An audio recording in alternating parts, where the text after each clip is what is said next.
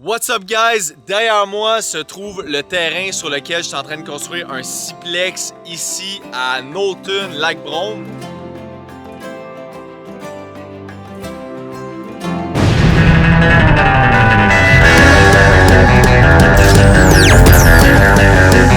Cette semaine, c'était la première semaine des travaux. On a fait l'excavation. Notre trou est prêt pour le coffrage qui va commencer lundi. Dans la vidéo, je vous montre en détail tout ce qui a été fait. Et pour les personnes qui n'ont pas écouté le premier vidéo, je vous rappelle qu'ici, je construis un siplex. J'ai 3 objectifs avec ce projet-là. Respecter mon budget de 1 360 000. Terminer avant les vacances de Noël, donc dans 5 mois. 5 mois pour tout compléter. Et finalement, faire des vidéos comme je suis en train de faire là pour vous montrer le projet. Ce qu'on fait live. Fait que sans perdre de temps, on fait le tour. Alright, donc on descend dans le trou. Bon, malgré le fait que ça soit juste un trou, on a juste fait de l'excavation, j'ai quand même une couple de détails intéressants à vous jaser. La première chose, la chose la plus importante, puis la chose que les gars ils ont commencé par faire, c'est de s'assurer qu'on a passé les tuyaux pour l'eau et les égouts. Les tuyaux que vous voyez en ce moment, c'est un tuyau bleu de 2 pouces, ça c'est pour l'approvisionnement en eau potable. Et le tuyau blanc à côté, c'est pour les égouts. Donc ça a été la première chose que les gars ont fait, faire la tranchée pour passer ces tuyaux-là et les connecter évidemment à la ville. Ensuite de ça, bon, on a commencé à creuser le trou. Vous remarquerez derrière moi qu'il y a beaucoup de roches sur le sol.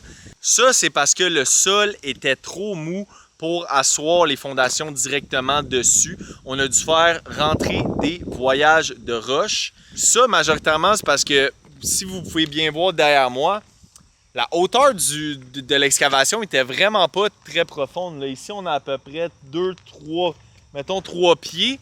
Puis l'autre côté, on a peut-être un 4-5 pieds. Donc l'excavation était vraiment pas très profonde. Pas assez profonde pour qu'on aille chercher le sol qu'on appelle le sol non remanié. En tout cas, ça c'est le sol dans lequel il n'y a pas de végétal qui pousse.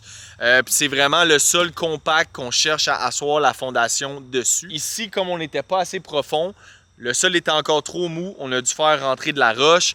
Bon, ça c'est plate parce que ça coûte plus cher évidemment dans ce temps-là parce que c'est pas gratuit faire rentrer des voyages de 18 roues de roue. Mais encore là, je suis quand même satisfait du travail des gars. Ça s'est fait très rapidement. Ça a pris à peu près 2 jours, 2 jours et demi tout faire ça. Puis en excavation, normalement, on paye. Oui, j'ai un estimé, j'ai un budget, mais généralement, c'est comme à la pièce. Fait que je paye à l'heure pour les camions, pour les pelles mécaniques, je paye par voyage pour les voyages de terre, de roche, etc. Ils ont vraiment tout réussi à faire en 2 jours et demi à peu près, ce que je pense qui est très bon. Autre point intéressant, avant de creuser le trou, évidemment, il fallait savoir on le met où, le bâtiment. Comment est-ce qu'on a fait ça? L'arpenteur est venu installer des petits poteaux qui sont un peu partout autour du bâtiment. Les poteaux orange, c'est ceux qui indiquent la localisation du bâtiment. Donc, on en a un pour chaque coin. Et dessus, il est écrit une mesure. Donc, lui, c'est 10 pieds. Il y en a d'autres, c'est 15 pieds. Puis ça, c'est la distance entre le poteau et le coin du bâtiment. Parce que, évidemment, si on mettrait le poteau directement sur le bâtiment, ben, avec l'excavation, il ne serait plus là. Donc, on marque une distance sur le poteau pour se laisser de la place pour travailler et faire notre trou. Mais sans bouger les poteaux, sinon, bon, on ne saurait plus où est-ce qu'il va le bâtiment. Il faudrait faire revenir une autre fois l'arpenteur, puis là, c'est des frais supplémentaires, etc. Donc, ça, c'est les poteaux offset.